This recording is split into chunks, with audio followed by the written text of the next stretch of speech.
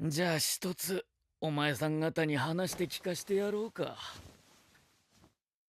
あの人と私の約束の話を。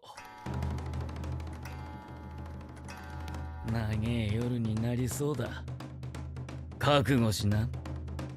Showa Genroku Rakugo Shinjuu's first season is framed entirely around the story of Yakumo's tragic past as he tells it to Konatsu and Yotaro. From his apprenticeship to his ascension as the 7th generation Yakumo, it all builds to a climax we knew was coming since episode 1, the lover's suicide of Tsukudoku and Miyokichi. The original scene, which depicts it as more of an accident than anything, feels more in line with a Rakugo story than a real-life occurrence. Believable enough and told with such power, it's hard not to accept it at face value. Easily lost in all that's happening, though, is that everything we see on screen is Yakumo's retelling of events. Sure enough, this is more than simply a framing device. Episode 7 of Season 2 reveals the series' most shocking twist yet, as it turns out Yakumo was an unreliable narrator, distorting the chain of events leading to Tsukudoku and Miyokichi's demise. The two didn't accidentally fall to their deaths. Miyokichi stabbed Tsukudoku. There was no drawn-out, melodramatic final line between any of them. It all happened in an instant. After the shock set in and I calmed down, which took a while, the ramifications of this set in. How this reshapes characters' relationships, what the truth means for Konatsu if she finds out, and most of all, how much it reveals about Yakumo. It's a brilliant twist handled perfectly, but what I find most interesting is the painstaking detail poured into it. This episode has so much to unpack, I thought it best to make a video covering it all. Immediately you know something big is going to happen, likely involving Miyokichi based on the opening. The images of her on the record have changed. Up to now they included 2 shots of her dressed as a geisha and a third in the outfit she meets Kiku in at the cafe. Nothing especially noteworthy here. However, now the first image is from the scene Kiku broke it off with her, where she left him with this line. Keep this moment in mind. The second image appears much happier, as her smile replaces the heartbroken look in the first. Importantly though, note what she's wearing. The very same outfit she died in. Finally, the last image shows a naked Miyokichi covering herself, with a dour, grim look on her face. It showcases the beauty and vulnerability of her true character. This isn't the first time a subtle change in the opening foreshadowed events later in the episode either. Tsukudoku's eyes turned red in the 5th episode sequence, hinting at his presence later on. With a good eye, we know right away this episode has something to offer regarding Miyokichi. Moving into the story itself, the episode begins with a conversation between Matsuda, Yota, and Shin. The talk introduces Yakumo's fatalistic attitude since he woke up, which leads right into the next scene between him and Konatsu. Yakumo's behavior confirms his low regard for his health, as he's out in the freezing cold with an apathetic look on his face and begs Konatsu for a cigarette. The scene offers us a lot of really cool shots, from Konatsu's reflection in a puddle to a perspective shot from behind, with the bench in the foreground and tree in the background forming a divide between them. The series gets angles, knowing how to produce visually interesting shots with little action. The first callback to the past comes when Yakumo laments his complacency towards his Rakugo, much like Tsukudoku. He feels everything that's happened to him since that night is karmic retribution. Now unable to fulfill the promise he made with Tsukudoku because of his actions, he has to carry Rakugo with him to his grave. It haunts him at every turn. But we'll come back to this later. Next, the episode guides us back to the place of Tsukudoku's final days, as Matsuda, Yota, and Higuchi travel to the village in Shikoku, first setting the stage with a reminder that Matsuda was there when it happened. Nothing's moved forward in this place in 30 years, a relic of a bygone era. The once vibrant countryside inn has morphed into a creaky, half-deserted antique, a stark contrast seen in Higuchi's flashback. Yota stares up at the old stage much like Kiku first did back in episode 12. What sticks out to Yota from Kiku's performance, apart from how much better he is despite his age, is how happy he seems to be doing it. When Yota shuts his eyes, he's transported into the world of Kiku's story, where he can see him perform all its roles. It's a nice reapplication of what Higuchi said regarding their styles in the previous episode. Kiku expresses himself through his technique, making you see him in the work. Fitting then that Yota sees the world of Kiku's Akegarasu with him in it. Tsukudoku's Rakugo, meanwhile, is all Tsukudoku, as Higuchi puts it. People come to see him more so than his stories. When Yota sees his Shibahama performance then, he isn't transported to the world of the story, but to the theater itself. That was Tsukudoku's draw. The scene offers a lot of fascinating detail when compared to the original performance in episode 12 of the first season. Most notably, Yota is seated in the same spot in the audience as Konatsu was, if we look at the people immediately next to them. Not only is it really sweet, but consider how Konatsu and Yota are in the same position, both watching their idol perform on stage for the first time, both on the edge of their seat. Secondly, it uses a lot of the same audience shots to keep consistency, but note how they're at different points in the story. Tsukudoku's movements are mirrored exactly, some from a new perspective on the projector.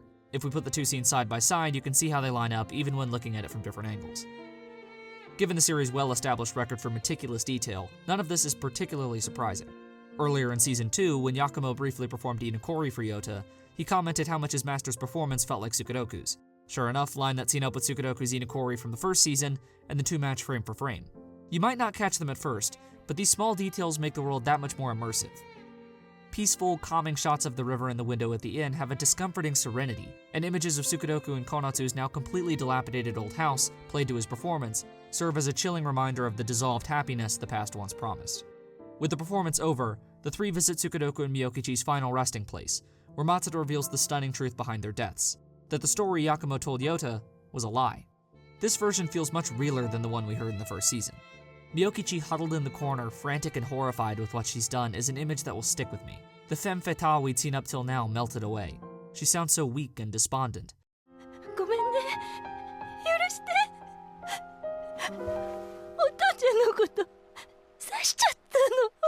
It's a voice and expression we hadn't heard or seen from her before. It's startlingly human.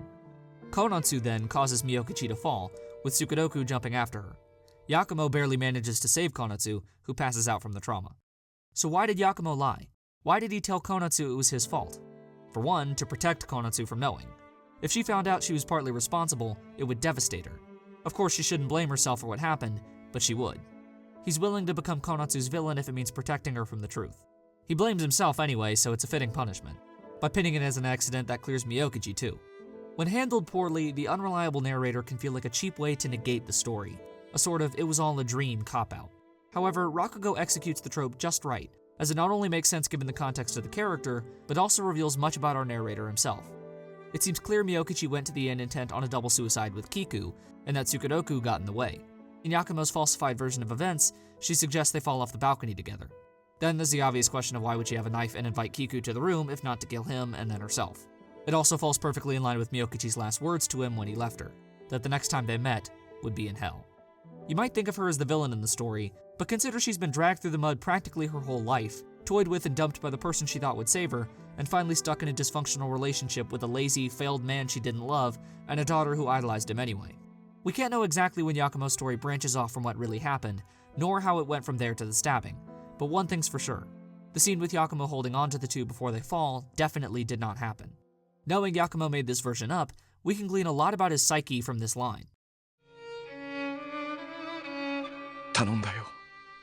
Tsukuroku tells Yakumo he's counting on him, but to do what exactly? Based on their conversation a scene prior, it seems likely he's wanting Yakumo to fulfill the promise they made, a promise Yakumo passed on to Yota in the first episode. Ever since, Yakumo's made it clear his disdain for Rakugo. Recall what he said earlier in the episode about not having to do it anymore. Rakugo is almost like a proxy for Tsukuroku. Every performance he gives is a reminder of his guilt. Rakugo will die with him because he failed Tsukuroku. Its future lied with him and their promise. Because Yakumo couldn't save him, he doomed the art. What then would he least want to hear from Tsukuroku as his dying words? I'm counting on you. Yakumo inserted the line into the story because it's what weighed on him ever since. It's an incredible load on his mind. Not a day goes by he isn't tormented by the thought. It's a unique glimpse allowed only by this shocking twist. After Matsuda finishes the story, the screen cuts to an image of Kiku holding Tsukuroku's body, both covered in blood, as he turns to the camera with a cold, angry look, before it sharply cuts again to a pensive Konatsu. Where is this shot from? It has to be Konatsu's hazy memory of what happened. The first time we saw it is way back in episode 1, when Konatsu asked the woman who worked with Miyokichi to tell her what really happened. This is the only image she has of that night. It gives a whole new weight to her distrust of Yakumo and repeated "I'll kill you" threats.